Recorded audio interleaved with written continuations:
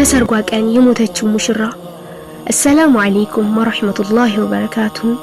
በዛሬው ቪዲዮ በሰርጓ ቀን ስለሞተችው ሙሽራ እናያለን። ቻናሉን ሰብስክራይብ፣ ላይክ እና ኮሜንት በማድረግ አብራችሁን ቆዩ። በአንድ ትንሽዬ መንደር ውስጥ አንዲት አላህን ፈሪ ትልቅ ተቅዋ ያላት ቆንጆዬ ልጅ ትኖር ነበር። በሰፈሩ ውስጥ እሷን የሚያውቅ ሁሉ የማይማረክባት ሰው የለም። ወንዶችም ቢሆኑ ይህችን ቆንጆ ለራሱ ለማድረግ የማይጓጓ ወንድ አልነበረም። እናም አንድ እድለኛ ወንድ ልጅቱን ሚስቱ ለማድረግ ታደለ።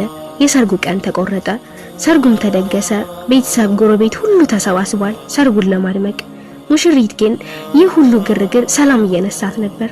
ምክንያቱም ሙሽራው መጥቶ የሚወስዳት የዙህር ወቅት ሶላት መቃረቢያ ላይ ነው። የተሰራችው ሜካፕ አስጨንቋታል። እሱን ታጥባ ውዱ ማድረግና መስገድ አለባት። ግን ደግሞ የተሰራችው ሜካፕ በብዙ ወጪ ከመሆኑ ባሻገር ሙሽራው መጥቶ ሊወስዳት ትንሽ ደቂቃዎች ነበር የቀሩት። በዚህ መሃል ሙሽሪት ከእናቷ ጋር መጣላት ጀመረች። እናት አትታጠቢም ሰርጉንም አታበላሽም ስትል፣ ልጅ ግን አይ ለአንድ ቀን የሰርግ ደስታ ብዬ የፈጠረኝን አላህ ማስቀየም አልፈልግም ትላለች። እናም እናት ልጇን ማሳመን ስላልቻለች ጓደኞቿ እንዲያሳምኗት ታደርጋለች። ነገር ግን ሙሽራ በሐሳቧ ጸንታ የተቀባችውን ሜካፕ ታጥባ ውዱ ማድረግ መስገድ ጀመረች። በዚህ ወቅት ነበር ሙሽራው ሙሽሪትን ሊወስድ የመጣው። ነገር ግን ሙሽራዋ ልትሰግድ ከገባችበት ክፍል አልወጣችም። ጥበቃው ሲያሰለቻት እናት ክፍሉን ከፍታ ገባች። ልጅቱ ስጁድ ላይ ናት። እናት በቁጣ ልጅ አይበቃሽም? ሙሽራው ከመጣ ቆይቷል አለቻት። ልጅ ዝም አለች። እናት ልጄ ምን ነካሽ ብላ ስትነካት የልጇ በድን አካል እንጂ ልጇ በህይወት አልነበረችም። ሱብሃንአላህ፣ እንዴት የሚገርም ታሪክ ነው። እስኪ ሁላችንም ወደ ራሳችን እንመልከት። ሁላችንም ራሳችንን በሙሽራዋ ቦታ እናድርግ።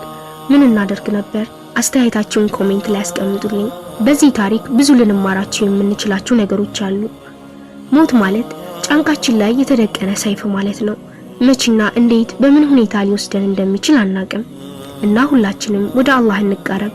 በዚች ዓለም ስንኖር ለ20 ወይም ለ30 አሊያም ለ40 ዓመት እንኖር ይሆናል። ከዛ ግን እንሞታለን። ሞት ሀቅ ነው። ፈለግንም አልፈለግንም፣ ሀብታም ሆንንም ድሃ ሊቀርልን የማይችል ነገር ነው። ስለዚህ ለዘላለማዊ ህይወታችን በደንብ ልናስብበት ይገባል። አላህ በሰማነው የምንጠቀም ያድርገን። አሚን።